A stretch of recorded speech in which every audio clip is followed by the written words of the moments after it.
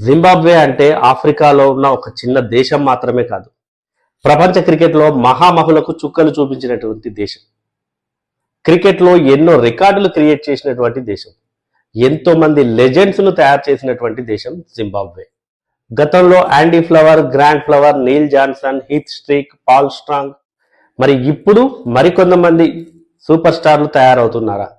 Zimbabwe తిరిగి తమ పూర్వ వైభవాన్ని సంతరించుకోబోతుందా? ఒక వెలిగినటువంటి టీం ఎందుకు అధపాతాళానికి వెళ్ళిపోయింది? రాజకీయాలే కారణమా? మళ్ళీ పుంజుకోబోతుందా Zimbabwe? Sachin Tendulkar and Henry Olonga మధ్య జరిగినటువంటి ఒక రైవల్రీ, ఒక బ్యాటిల్ చాలా మందికి, అంటే లేట్ 90s లో క్రికెట్ చూసిన వాళ్ళకి చాలా మందికి గుర్తుండే ఉంటుంది. అప్పుడు ఒక మంచి టీం, ఒక ఎదుగుతున్న టీం జింబాబ్వే. ఇండియా లాంటి టీంకే సచిన్ టెండూల్కర్, రాహుల్ ద్రావిడ్, సౌరవ్ గంగూలీ ఇట్లాంటి బ్యాటర్లకే ఎదురు నిలిచినటువంటి బౌలర్లు ఆ టీంలో ఉన్నారు. అందులో హెన్రీ ఒలాంగా 1998 ఇండియా, శ్రీలంక, జింబాబ్వే మధ్య ట్రై నేషన్ సిరీస్ జరిగింది షార్జాలో. మరి ఆ సిరీస్ లో జింబాబ్వే శ్రీలంకను 2 మ్యాచ్లు ఓడించింది. మరి అప్పుడు శ్రీలంక టీంలో మహామహులే ఉన్నారు. సనత్ జయసూర్య, అర్జున రణతుంగ, అరవింద డిసిల్వా, రోషన్ మహానామ, మార్వాన్ అటపట్టు, హసన్ తిలకరత్నే, చమిందావాస్, ఇట్లాంటి మహామహులు ఉన్నారు. ఈ పేర్లు మొత్తం వింటుంటే వీళ్ళంతా శ్రీలంక క్రికెట్ ను శాసించినటువంటి ప్లేయర్స్. మరి ఇట్లాంటి ప్లేయర్స్ ఉన్న టీంనే రెండు మ్యాచ్లు ఓడించింది జింబాబ్వే. అంతేకాదు ఇండియాను కూడా ఒక మ్యాచ్లో ఓడించింది. మరి ఆ మ్యాచ్లోనే హెన్రీ ఒలాంగా అప్పుడప్పుడే పట్టుమని 10 మ్యాచ్లు కూడా ఆడలేదు ఇంటర్నేషనల్ క్రికెట్లో, అప్పుడే ఫ్రెష్గా వచ్చాడు అతను. మరి సచిన్ టెండూల్కర్, రాహుల్ ద్రావిడ్, సౌరవ్ గంగూలీ, అజయ్ జడేజా ఇట్లాంటి బ్యాటర్లు అందరినీ అవుట్ చేశాడు. ఎస్పెషల్లీ సచిన్ ను ఒక బౌన్సర్ కి అవుట్ చేసి ఆ తర్వాత అతను సచిన్ ను చూస్తూ సెలబ్రేట్ చేసుకున్నటువంటి ఆ విధానం, ఆ అగ్రెసివ్ గా కొంచెం వైల్డ్ గా సెలబ్రేషన్ మారింది. అది సచిన్ టెండూల్కర్ కు చాలా కోపం తెప్పించింది. సో ఇది ఎప్పుడు జరిగింది? ఫైనల్ కి ముందు 1998 లో నవంబర్ 11 అనుకుంటా. సో ఫైనల్ మ్యాచ్ కూడా జింబాబ్వే అండ్ ఇండియానే ఆడాల్సి ఉంది. సో ఆ మ్యాచ్ కు ముందు ఇదంతా జరిగింది. ఒక్కరోజు గ్యాప్ లో మళ్ళీ జింబాబ్వే అండ్ ఇండియా తలపడ్డాయి ఫైనల్లో. అప్పుడు చూపించాడు సచిన్ టెండూల్కర్, చుక్కలు చూపించాడు. 197 రన్స్, 197 టార్గెట్ ఇండియాకి. ఫస్ట్ బ్యాటింగ్ జింబాబ్వే చేసింది. వికెట్ నష్టపోకుండా ఇండియా ఆ మ్యాచ్ లో విజయం సాధించింది. సౌరవ్ గంగూలీ 63 రన్స్ ఏమో చేశాడు. సచిన్ టెండూల్కర్ 123 నాట్అవుట్, అది కూడా 92 బాల్స్ లో కొట్టాడు. సో హెన్రీ ఒలాంగా మీద అతనైతే రివెంజ్ తీసుకున్నాడు, వికెట్ కూడా ఇవ్వలేదు. అప్పట్లో ఇది చాలా పాపులర్ అయింది. అయితే ఇప్పుడు ఆ స్టోరీ ఎందుకంటే, మరి అట్లాంటి టీం జింబాబ్వే ఇండియాకే నువ్వా నేనా అన్నట్టు పోటీ ఇచ్చినటువంటి దేశం అది. అంతేకాదు ఇంగ్లాండ్ని ఓడించింది. వరల్డ్ కప్ లో ఇంగ్లాండ్ను ఓడించింది, ఇండియాను ఓడించింది. 99 వరల్డ్ కప్ లో ఇంగ్లాండ్ను ఓడించింది, ఇండియాను ఓడించింది, ఆ తర్వాత సౌత్ ఆఫ్రికాను ఓడించింది. సో ఇట్లా వరుసగా పేరున్న దేశాలు, అంటే క్రికెట్ లో టాప్ 5 లో ఉన్న అన్ని దేశాలను ఓడించింది. టెస్ట్ క్రికెట్ నేషన్స్ అన్నింటినీ ఓడించింది. మరి అటువంటి జింబాబ్వే ఆ తర్వాత ఎందుకు పతనమైంది? ఒక్కసారిగా గ్రాఫ్ పడిపోయింది. ఒకప్పుడు అలిస్టర్ క్యాంబెల్ కెప్టెన్సీలోనే ఇవన్నీ జరిగాయి.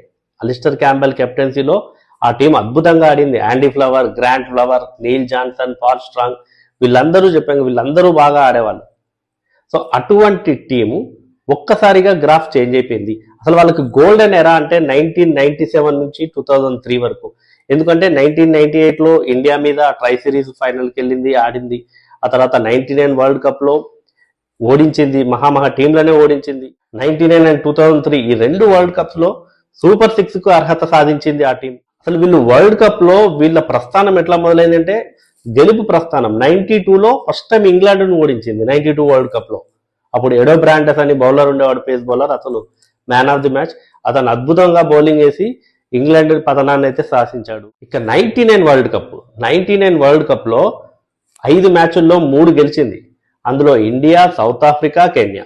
సో ఇండియా, సౌత్ ఆఫ్రికా మంచి టఫ్ టీమ్స్ అప్పుడు 99లో. సో అట్లాంటి టీంలను ఓడించింది. అప్పుడు కూడా హెన్రీ ఒలాంగా కీ రోల్ ప్లే చేశాడు ఆ విజయాల్లో. ఇక 2003 వరల్డ్ కప్ లో హోస్ట్ నేషన్ జింబాబ్వే. అప్పుడు సౌత్ ఆఫ్రికా, జింబాబ్వేలో ఆతిథ్యం ఇచ్చాయి. సౌత్ ఆఫ్రికా, జింబాబ్వే ఆతిథ్యం ఇచ్చాయి 2003 వరల్డ్ కప్ కి. మరి అప్పుడు ఏం జరిగింది అంటే, ఇంగ్లాండ్ వాక్ ఓవర్ చేసింది. ఇంగ్లాండ్ బాయ్కాట్ చేసింది జింబాబ్వేలో జరిగిన మ్యాచ్.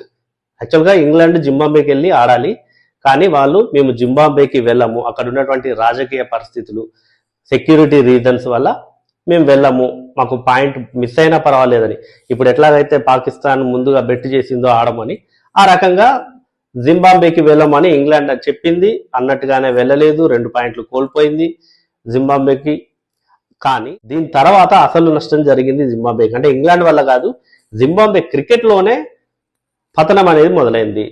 అసలు అక్కడ ప్రజాస్వామ్యం అనేది చచ్చిపోయింది జింబాబ్వేలో అంటూ ఆండీ ఫ్లవర్ అండ్ హెన్రీ వలంగా ఇద్దరు బ్లాక్ ఆర్మ్ బ్యాండ్స్ ధరించారు తర్వాత వాళ్ళు మ్యాచ్లో. సో దీంతో ఏం చేసింది, ఆ తర్వాత వీళ్ళు ఇలా చేసిన తర్వాత జింబాబ్వే క్రికెట్ బోర్డు వీళ్ళిద్దరిని డిస్మిస్ చేసింది. ఆ తర్వాత మరికొంతమంది సీనియర్ ప్లేయర్లు కూడా వాళ్ళ కెరియర్కే ఫుల్ స్టాప్ పెట్టేశారు. అక్కడ ఉన్నటువంటి ఆ రాజకీయాలను, ఆ పొలిటికల్ ప్రెషర్స్ అవి తట్టుకోలేక వాళ్ళు కూడా తమ కెరియర్స్ను ముగించేశారు. అప్పుడు మరి ప్లేయర్స్ ఎక్కువగా లేరు, జింబాబ్వేకి ఏం చేయాలో అర్థం కాలేదు. అప్పుడు కొత్త ప్లేయర్లు వెలుగులోకి వచ్చారు. మనం టటెండే టైబు, చిగుంబరా, మసకజ్జా, ఇట్లా ఈ ప్లేయర్స్ అందరూ ఉన్నారు కదా, వీళ్ళందరూ అప్పుడే వెలుగులోకి వచ్చారు. సో వాళ్ళని ఎంకరేజ్ చేసింది మరి జింబాబ్వే, వాళ్ళు టీంలోకి వచ్చారు, వాళ్ళతో మ్యాచ్లు ఆడించింది. అయితే ఇది అప్పుడే వచ్చినటువంటి కొత్త టీం కాబట్టి సో వీళ్ళకి ఇంటర్నేషనల్ ఎక్స్పీరియన్స్ ఎక్కువగా లేదు, టీంలో ఎవరికీ లేదు. 2003లో వీళ్ళు వరల్డ్ కప్ తర్వాత ఆస్ట్రేలియా టూర్కి వెళ్ళారు. ఆస్ట్రేలియా టూర్లో ఘోరంగా విఫలమయ్యారు. ఆ తర్వాత 2004లో బంగ్లాదేశ్ టూర్కి వెళ్ళారు. 2004లో బంగ్లాదేశ్ టూర్కి వెళ్ళారు, బంగ్లాదేశ్లోనూ ఓడిపోయారు. జింబాబ్వే క్రికెట్ బోర్డు ఏం చేసింది, అప్పుడు హీత్ స్ట్రీక్ని తొలగించింది.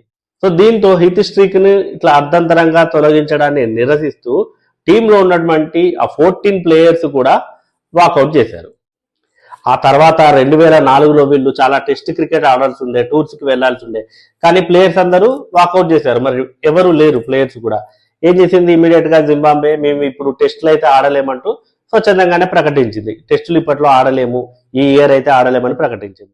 2005 వరకు అది కొనసాగింది. ఇక 2005లో ఏమైందంటే ఈ రెబెల్స్ ఎవరైతే ఉన్నారో అప్పుడు వాకౌట్ చేశారో వాళ్ళందరితో మళ్ళీ అగ్రిమెంట్ కుదుర్చుకుంది. సో క్రికెట్ బోర్డుతో ఉండే కాంట్రాక్ట్ ఇట్లా ఉంటుంది, మీకు ఇంత వస్తుంది, ఇట్లాంటివన్నీ చెప్పేసి వాళ్ళతో మళ్ళీ రాజీ కుదుర్చి వాళ్ళని టీంలోకి తీసుకుంది. ఆ తర్వాత వాళ్ళు ఇమీడియట్ గా సౌత్ ఆఫ్రికా టూర్కి వెళ్ళారు. సౌత్ ఆఫ్రికా టూర్లో ఓడిపోయారు. అనంతరం న్యూజిలాండ్ వచ్చింది, న్యూజిలాండ్ వచ్చింది. జింబాబ్వేకి అప్పుడు జరిగిన అంటే ఘోరమైనటువంటి ఇన్సిడెంట్ ఏంటి అంటే, న్యూజిలాండ్ చేతిలో ఒకే రోజు 2 సార్లు ఆల్అౌట్ అయింది జింబాబ్వే టీం. సో అప్పటికి ఇంకా హిస్టరీలో 1952లో ఒక ఇండియా మాత్రమే ఇంగ్లాండ్ చేతిలో ఒకే రోజులో 2 సార్లు ఆల్అౌట్ అయింది.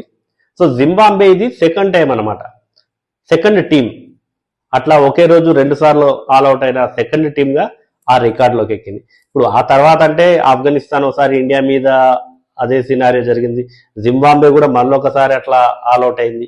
సో అట్లా 4 టీమ్స్ ఉన్నాయి ఇప్పటికీ హిస్టరీలో.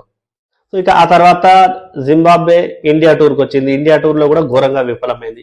దీంతో హీత్ స్ట్రీక్ ఏం చేశాడు, తను ఇంటర్నేషనల్ క్రికెట్కి రిటైర్మెంట్ ప్రకటించాడు, ఇంటర్నేషనల్ క్రికెట్ నుంచి తప్పుకున్నాడు. ఇక టటెండే టైబు, ఇక మరికొందరు ప్లేయర్స్ కూడా గేమ్ నుంచి పక్కకు తప్పుకోవడం జరిగింది అప్పుడే. ఇక 2006లో అనుకుంటా, 2006లో కూడా టెస్ట్ క్రికెట్ ఎక్కువగా జరగలేదు జింబాబ్వేకి.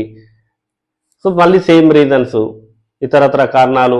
వాళ్ళకి అప్పుడు ఎట్లా ఉండేదంటే ప్లేయర్సే ఏదన్నా ఫారిన్ టూర్స్కి వెళ్ళినప్పుడు ఆ ఖర్చులు వాళ్ళే భరించాల్సి ఉండేది. ఏమైనా థింగ్స్ వాళ్ళు పర్చేస్ చేయాలంటే అది వాళ్ళ సొంత జేబులో నుంచే డబ్బులు పెట్టుకోవాల్సి ఉండేది.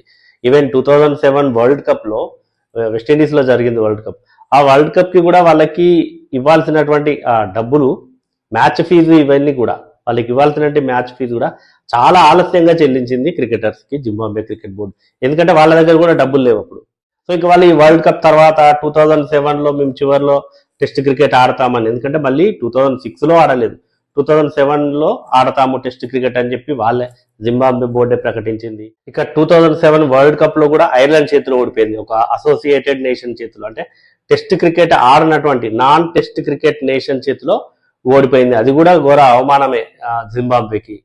ఇక అక్కడి నుంచి కూడా జింబాబ్వే క్రికెట్ కోలుకోలేదు, అలానే ఒడిదుడుకులు ఎదుర్కొంటూ వచ్చింది. చివరికి 2011 వరల్డ్ కప్ ఆ టైంలో ఏం చేసిందంటే ఆల్ ఫార్మాట్స్ కెప్టెన్ గా బ్రెండన్ టేలర్ ని ప్రకటించింది. ఇక అదే ఏడాది బంగ్లాదేశ్ టూర్కి వెళ్ళి ఏకైక టెస్ట్ మ్యాచ్ బంగ్లాదేశ్ వచ్చింది, ఆ టెస్ట్ మ్యాచ్ లో గెలిచింది. 6 ఏళ్ల తర్వాత టెస్ట్ మ్యాచ్ గెలిచింది జింబాబ్వే. బంగ్లాదేశ్ పై టెస్ట్ మ్యాచ్ గెలవడంతో 6 ఏళ్ల ఎదురు చూపులకు అప్పుడు బ్రేక్ పడిందని చెప్పొచ్చు. ఇక అదే కంటిన్యూ అయింది. వాళ్ళ టీం ఎప్పుడు జిగ్జాగ్ గానీ ఒక్కసారి కూడా కుదురుకోలేదు. 2012లో అలానే జరిగింది. 2014 నుంచి 2020 వరకు కూడా అప్ అండ్ డౌన్స్ ను చవి చూసింది జింబాబ్వే. ఆర్థిక సంక్షోభంలో ఉండటము, ఆ క్రికెట్ బోర్డు అట్లానే ఉండటం, ప్లేయర్స్ సరిగా దొరకకపోవడం, ప్లేయర్స్ కి కాంట్రాక్ట్ ఫీజెస్ చెల్లించలేకపోవడము, ఇవన్నీ ఒడిదుడుకుల మధ్యనే వాళ్ళు క్రికెట్ జరుగుతూ వచ్చింది. Last time 2019 one day world cup కి క్వాలిఫై కాలేదు. 2023 ఓడిఐ వరల్డ్ కప్ కి క్వాలిఫై కాలేదు. క్వాలిఫైయింగ్ మ్యాచెస్ జరుగుతాయి కదా అసోసియేటెడ్ నేషన్స్ మధ్య, అందులో కూడా జింబాబ్వే అసోసియేటెడ్ నేషన్స్ చేతిలో కూడా ఓడిపోయింది. ఇక last season 2024 T20 world cup కి కూడా క్వాలిఫై కాలేకపోయింది. అయితే 2022 నుంచి వాళ్ళు మళ్ళీ కొంచెం కుదురుకున్నారు. టీం అనేది కొంచెం కుదురుకుంది. ఎప్పుడైతే వాళ్ళకి బంగ్లాదేశ్ జింబాబ్వే టూర్కి వెళ్ళిందో, జింబాబ్వే టూర్కి వెళ్ళి 3 ఓడిఐలు 3 T20లు ఆడింది. వన్డే సిరీస్ ని 2-1తో గెలిచింది. T20 సిరీస్ ని 2-1తో గెలిచింది. ఆ 2 సిరీస్లో కూడా సికందర్ రజానే ప్లేయర్ ఆఫ్ ది సిరీస్ గా అవార్డును గెలుచుకున్నాడు. రియాన్ బర్ల్ కూడా ఒక రికార్డు క్రియేట్ చేశాడు. అదేంటి అంటే ఒకే ఓవర్లో 34 రన్స్ సాధించాడు. బంగ్లాదేశ్ బౌలర్ నసుమ్ మహమ్మద్ అనుకుంటా, నసుమ్ మహమ్మద్ బౌలింగ్ లో 34 రన్స్ సాధించి T20లో ఒక ఓవర్లో అత్యధిక రన్స్ సాధించిన బ్యాటర్ గా రికార్డులకు ఎక్కాడు. ఇక ఆ తర్వాత 24లో కూడా T20 వరల్డ్ కప్ లో క్వాలిఫైయింగ్ జరిగాయి కదా, ఆ క్వాలిఫైయింగ్ మ్యాచ్ లో గాంబియాపై అనుకుంటా 344 రన్స్ చేసింది.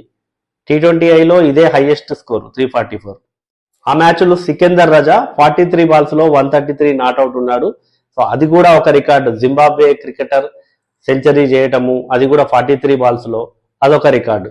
సో ఇట్లా రికార్డులను క్రియేట్ చేసుకుంటూ మరి వచ్చారు. ఆ T20 వరల్డ్ కప్ క్వాలిఫై కాకపోయినప్పటికీ కూడా వాళ్ళకైతే ఆ రికార్డు ఉంది. ఆ తర్వాత బంగ్లాదేశ్ మీద గెలవటం. ఇప్పుడు మళ్ళీ 26 వరల్డ్ కప్ కి క్వాలిఫై అయ్యారు. 26 వరల్డ్ కప్ లో ఆస్ట్రేలియాను ఓడించారు. ఆస్ట్రేలియాను ఓడించడం అనేది అయితే వాళ్ళకి చాలా చాలా బిగ్ అచీవ్మెంట్ అనే చెప్పొచ్చు. ఎందుకంటే ఆస్ట్రేలియా మాజీ ఛాంపియన్, వాళ్ళని గతంలో ఒక్కసారే ఏమో ఓడించింది అనుకుంటా జింబాబ్వే. కానీ ఇప్పుడు సికందర్ రాజా నేతృత్వంలో టీం అయితే చాలా అద్భుతంగా ఆడింది. ఎస్పెషల్లీ బ్లెస్సింగ్ ముజరబానీ 4 వికెట్లు తీశాడు. సో ఇప్పుడున్న క్రికెటర్స్ చూస్తుంటే బ్లెస్సింగ్ ముజరబానీ, సికందర్ రాజా, వీళ్ళందరూ కూడా గతంలో ఎలాగైతే Henry Olonga, Andy Flower, Grant Flower వీళ్ళు ఏదైతే క్రియేట్ చేశారో ఆ రికార్డ్స్ ని, వీళ్ళు ఆ లెగసీని అందిపుచ్చుకొని సో జింబాబ్వే క్రికెట్ ని మళ్ళీ పూర్వవైభవం తీసుకురావడానికి, మరింత ముందుకు తీసుకురావడానికి అయితే ట్రై చేస్తున్నారు. మరి ఎస్పెషల్లీ సికందర్ రాజా కూడా ఐర్లాండ్ తో మ్యాచ్ రద్దయిన తర్వాత, ఐర్లాండ్ తో మ్యాచ్ వర్షం వల్ల ఆగిపోయి చెరొక పాయింట్ లభించిన తర్వాత అప్పుడు సూపర్ 8 కి క్వాలిఫై అయింది. ఈసారి first time T20 world cup లో ఇదే వాళ్ళ బెస్ట్ పర్ఫార్మెన్స్, సూపర్ 8 కి క్వాలిఫై అవ్వడం. మరి ఈ అచీవ్మెంట్ సాధించిన తర్వాత జింబాబ్వేలో ఆనందాలు వెళ్లి విరిశాయి. గ్రౌండ్ లో కూడా జింబాబ్వే ఫ్యాన్స్ గంతులేశారు. అక్కడ జింబాబ్వే కంట్రీలో కూడా ఆ స్ట్రీట్స్ లో కూడా ఫ్యాన్స్ అయితే డాన్సులు వేశారు. సో దాన్ని చూసి సికందర్ రాజా చెప్పాడు, జింబాబ్వే ఫ్లాగ్ ని మరింత ఎత్తులో ఎగరవేయడానికి అయితే మేము ట్రై చేస్తాము, జింబాబ్వే క్రికెట్ ని ముందుకు తీసుకెళ్తామని చెప్పాడు. డెఫినెట్ గా ఫ్యాన్స్ సపోర్ట్ అయితే ఉంటుంది. మరి ఈ వరల్డ్ కప్ లో వాళ్ళు ఎలా పర్ఫామ్ చేసినా కూడా ఈ ఇన్స్పిరేషన్ అనేది వాళ్ళ క్రికెట్ కి అయితే బూస్టప్ అనే చెప్పొచ్చు.